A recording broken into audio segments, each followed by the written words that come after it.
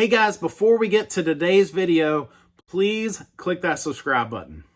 Hey guys, Joshua Griffin here, serving the Middle Peninsula and the Northern Neck of Virginia, and want to do a video because I might be a little early. In fact, if you may see this video in the future, I don't know how accurate all this information will be, but I'm getting messages, I'm getting some wind about some changes in the HVAC industry.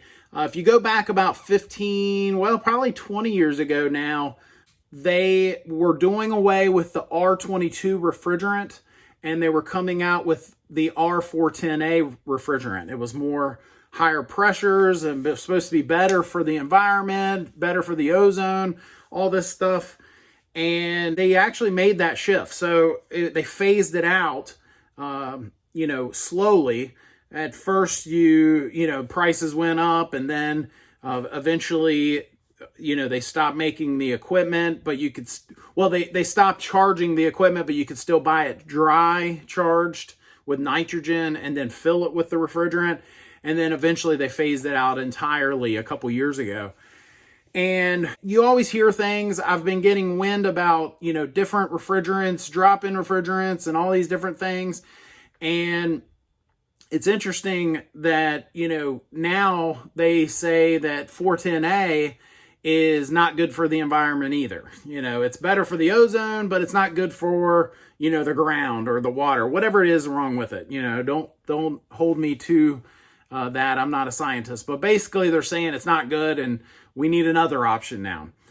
Personally, I think that someone from the EPA is having lunch with some of the manufacturers, and some of the stuff they come out with, it's crazy. But that's neither here nor there. It's another topic. So ultimately, what I wanted to do with this video is just to, I guess, warn you a little bit. Again, I might be early on this, but what we're being told is that some of the manufacturers have decided on a refrigerant that, because there's so many out there, and they've supposedly narrowed it down, and that this is the refrigerant that they're going to use coming up, moving forward. They're going to phase out 410 and go back to a refrigerant with a lower pressure and so on. And so what we're being told is that refrigerant is R32 is what we're being told. R32, not 22, R32, 32. I have this little slideshow that was sent to me from one of our suppliers. I'm just checking a couple things. The slideshow, unfortunately, is not very, it's not like a PowerPoint that I could throw it up and show you. So what I'm going to do is just touch on a few things, highlight a couple things that's in the slideshow, and hopefully that'll help. The first thing that they're saying is that the R32 is 12% more efficient than the more, when comparing apples to apples to a similar 410A system. So they're saying it's a little more efficient, so that's a good thing. They're saying that because the pressures aren't as high, some of the equipment will be lighter. They don't have to have quite as heavy, thicker metals, which actually adds to the weight. They're saying it's better for the planet, has a significantly lower total life cycle refrigerant impact on the environment compared to 410A. It's easy to work with. R32 refrigerant is easier to clean, reuse, recover, and reclaim than non-azeotropic blends. Over 100 million R32 units have been safely deployed worldwide. So that's actually a good thing. I think that, ultimately, if they're going to be switching to something, it's good that they've tried it, right? I think that that's not done enough, and especially in a lot of the industries with products that we buy. R32 is readily available. It's non-proprietary, so, everybody should be able to get their hands on it if they need it. It's now that they're saying this, but you know how this goes. This will probably change. Right now, they're saying it's a lower price per pound. It's historically lower price per pound than 410A and a much lower price per pound than most available proprietary low GWP blends. It's pure, it's not blended. That's actually a good thing. A lot of these blended refrigerants, I mean, again, I'm not a scientist, but when you're talking about things that can separate and they're blended and things like that, a lot of times when these, compressors are starting and so on, they almost kind of got to get up to speed and get the pressures balanced and all this stuff.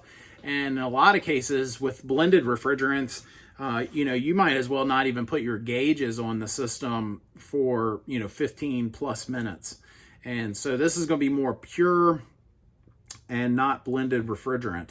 It's a single component refrigerant, making it easier to clean, reuse, recover, and reclaim than blends. Widely available, low refrigerant carbon footprint R32 systems can reduce the refrigerant carbon footprint by up to 80% as compared to R410A.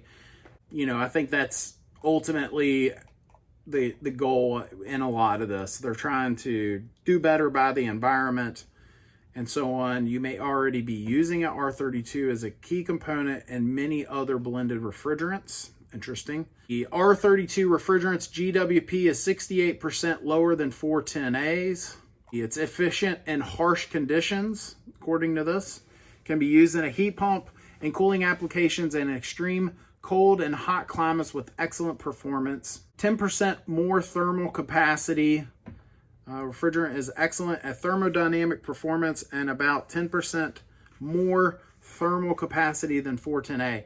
Ultimately, what that's saying is, the refrigerant, it can probably transfer heat better and all of that. So it's a, much more better performance is basically it. No glide, the R32 refrigerant has no negative performance impacts due to composition change regardless of the type of heat exchanger. So that's kind of getting back to what I was saying a minute ago. When the system's, getting up and rolling with a blended system, this is saying that, it has no glide. Designed for low total cost of ownership. So that's a good thing. Increased efficiency helps OEM engineers design systems with low electricity consumption over the system's life. Years ago with R22 systems, we were able to keep, a handful of parts on our vans, and we could pretty much fix, on a late Saturday night, get folks up and rolling by replacing one of these parts. And those days have changed. There's hundreds of motors out there. There's variable speed, ECM, all these different types. And, used to be able to keep 4 motors on the van, and I could pretty much get most any residential system back up and going. 2 for the, outdoor unit, 2 different speeds, and then 2 different voltage indoor fan motors with different speeds. And you could pretty much get anybody back up and rolling. R32 is a pure single component refrigerant that doesn't change composition over time. Used around the globe. More than 40 manufacturers have chosen R32 as a replacement to 410A and their residential and commercial HVAC systems. So that is actually a good thing, especially when it comes to these drop-in refrigerants for R22. We were seeing, this company was using this and this company was using that. Then, if you were to go behind them, it was just a, complete nightmare. Well, here's one that's good. It's difficult to ignite. That's not the case with all refrigerants. R32 refrigerant requires approximately 100 times more energy to ignite than the propane commonly used in household appliances. Lower charge. R32 systems can reduce refrigerant charge in certain equipment up to 40%. So you'll need less refrigerant in the system for it to still operate. Falls below many international GWP requirements. It's designed to draw less electricity. So we kind of mentioned that before with the performance, and what it's saying is it's also going to reduce the amount of energy consumption utility bills wise. So that's a good thing for a homeowner. Design systems using fewer raw materials. OEM engineers design systems that use fewer raw materials than comparable 410A systems. Zero composition change, easy to reuse and recycle. I've kind of always had the idea, or it's just the way I was taught. Especially if I make a repair to a system and I've pulled a vacuum, I want to introduce pure, new, clean refrigerant into that system. But they're saying that this R32 is going to be easier to reuse and recycle compared to alternative non-azeotropic blends. Chargeable in liquid and gas forms. So that's, again, getting back to the blended refrigerants. You were not able to charge in gas form like we were able to years ago with R22. With refrigerants like R410, you have to charge it in liquid only, which has its own set of problems. It's not a huge problem, but it's possible to flood the compressor doing that. You got to be careful, and especially if you don't know what you're doing. Components with a proven history, safe handling, and many applications. Proven in more than 100 million units worldwide. 20 plus million new units annually. Since its inception in 2012, R32 systems have become the global standard to reduce 410A and many HVAC applications. So anyway, I hope this helps. I don't know what the future holds. I'm no psychic, but I think ultimately what we're saying here is, again, if you're watching this in the future, you might say, well, duh. It's already made the change or whatever. But as of right now, this is kind of new information.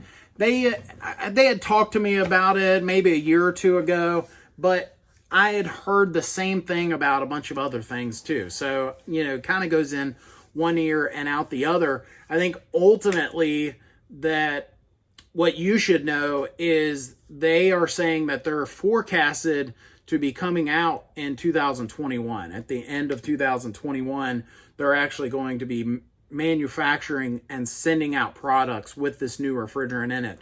What that means for you guys that now have 410A systems, I think you're fine for now and should be for a good while. If they do anything like they did with R22, we were warning folks for years and years saying, hey, it's coming. You gotta, do something here. And some folks held out, and that's fine, but ultimately it will probably, I'm guessing 410A will be phased out. So if you're in the market for a new heating and air system and you're in Griffin Air's coverage area in the Middle Peninsula or the Northern Neck of Virginia, give us a call. We'd love to earn your business. We'll give you a 12-year parts and labor warranty on our premium installs, and that beats everybody around here, I believe. If you're not in our coverage area, but you're in the market for a new heating and air system, before you spend thousands, you got to check out my new website, newhvacguide.com. I'll put a link to it down in the notes. But ultimately, this website was built almost like I wrote a book to say, hey, this is, what you want to avoid. A lot of the information that I've put on that website, other contractors and HVAC manufacturers don't even want you to know a lot of this information. I've got a whole page called No-Nos, and I've just put so much stuff on there that I think will help you. And, just check out that website before you go spending thousands. I think it'll help you in several different ways. Please subscribe. Thank you for watching.